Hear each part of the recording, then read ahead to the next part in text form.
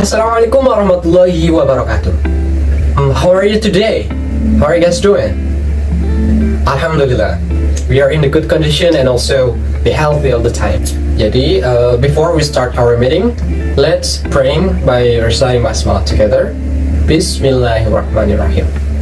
And then I will take your attendance, please. And when I call you, I want you to raise your hand and then say present, okay? Coba, Arha. Okay, good. And then Slamet. Okay, and Indri. And then Siti. Okay. Okay. Mungkin berangkat semua ya. There's no absent today. Okay, good. Pertahankan ya. Jadi, sebelum kita mempelajari materi the main material today, so I will give you a picture that you can analyze after that, okay? And I will choose you randomly. Nah, jadi gambarnya seperti ini. Sudah? Kira-kira gambar apa? Oke, I will choose Slamet. Gimana, Slamet? Ini kira-kira gambar apa? Oke, good. Game online ya? Anak-anak yang memainkan game online. Nah, terus pendapat kalian itu apa terkait anak-anak yang bermain game online? Coba Mr. Anam tunjuk yang laki-laki. Ini Hadi. Oke, good. Kayak bisa mengisi waktu luang untuk menyenangkan kita gitu ya, kayak untuk bersenang-senang, nge-game. Oke. Terus kalau yang saya coba, kira-kira pendapatnya sama atau tidak sih? Indri. Oh iya, kata Indri, kira-kira kalau kita bermain game online itu kita bisa menjadi lupa waktu ataupun melalaikan beberapa hal, gitu, banyak hal. Jadi kita malas belajar dan lain sebagainya. Nah, jadi kita bisa melihat nih dari sebuah isu itu pandangan seseorang itu kan berbeda-beda, baik dari Hadi maupun Mbak Indri tadi. Ada dua pendapat nih. Yang pertama itu kan kayak positif, terus yang kedua negatif. Nah, berdasarkan apanya dulu. Nah, jadi kita akan mempelajari tentang exposition text. Terus kira-kira ada yang tahu nggak sih? Kira-kira exposition text itu apa? Ya, belum ya. Nah, jadi exposition text itu adalah teks yang di dalamnya berisi terkait dengan argumentasi ataupun sebuah opini seseorang terhadap sebuah isu, begitu. Nah, kira-kira dari jenisnya itu teks exposition ada dua. Yang pertama adalah analytical exposition, terus yang kedua adalah hortatory exposition. Bisa ya. Nah, analytical exposition itu apa? Jadi di awalnya analytical exposition itu pernyataan yang menunjukkan sikap, opini ataupun posisi penulis. Nah, sedangkan hortatory exposition yang diawali dengan sebuah tema ataupun sebuah isu sesuatu, bukan dari opininya dulu, begitu. Bisa ya? Kira-kira strukturnya ada apa aja sih dalam exposition text itu? Oke, yang pertama adalah thesis statement. Nah, di bagian ini berisi terkait dengan masalah yang ada, seperti hortatory atau kalau di analytical exposition itu terkait dengan opini dari seorang penulis. Begitu. Yang kedua itu adalah argumentation.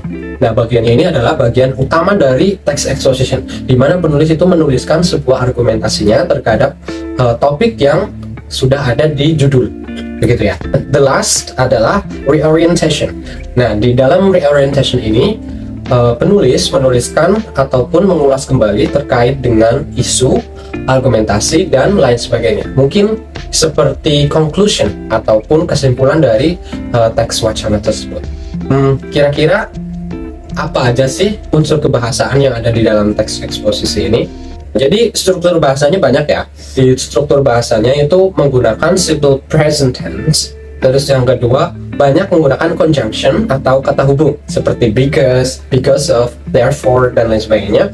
Terus yang ketiga itu berisi argumen-argumen. Terus yang keempat itu menggunakan kata-kata yang mengandung sebab akibat. Jadi because and atau cause effect. Terus menggunakan kosakata yang mampu mengaitkan emosi pembaca seperti amused, concerned, terus unreasonable dan lain sebagainya. Jadi untuk menarik itu. Oke, kalau sudah jelas dan tidak ada yang ingin bertanya, jadi Mr. Anam punya sebuah tugas. Mr. Anam mengimbau untuk kalian membuat sebuah grup yang berisi 4-5 anak. Oke, sudah ya? 4-5 anak. Oke. Jadi kira-kira ada 5 grup ya. Nah, jadi Mr. Ana mau bagi ini 1, 2, 3. Nah, jadi untuk masing-masing grup sesuai yang ada di panduan itu kan ada directionnya. Jadi kalian yang pertama itu mencari sebuah text exposition, terus selanjutnya menganalisis dari struktur kalimat yang ada di exposition tersebut, mulai dari thesis statement, argumentation sampai reorientation. Itu di situ ada sudah ada ya di lembar jawabnya, sama language feature-nya juga dimasukin sampai yang terakhir. Nanti setelah sudah kalian setiap kelompok itu bisa mempresentasikan, nanti yang mempresentasikan akan mendapatkan poin. Begitu ya, bisa dimengerti? Oke. I will give you 30 minutes, okay?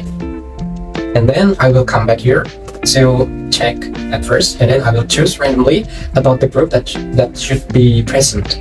Oke, sudah, waktunya selesai. Kira-kira ada grup yang ingin mempresentasikannya? Oke, grup 1 coba ya. Alhamdulillah, betul semua ya. Give him applause, I will give you point. Terus ada lagi? Oke, grup 3 coba. Oke, betul semua. Oke, jadi kesimpulannya, kesimpulannya adalah teks yang berisi dengan argumentatif, terus atau opini seseorang atau penulis gitu ya. Dan feature-nya ada apa aja? Ada present tense, terus menggunakan conjunction, terus menggunakan kalimat-kalimat yang menguatkan. Structure-nya ada apa aja? Ada 3.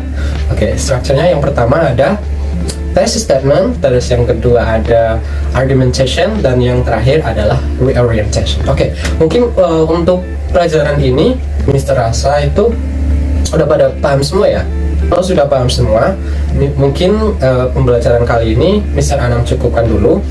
Kurang lebihnya mohon maaf. Wassalamualaikum warahmatullahi wabarakatuh. See you next time.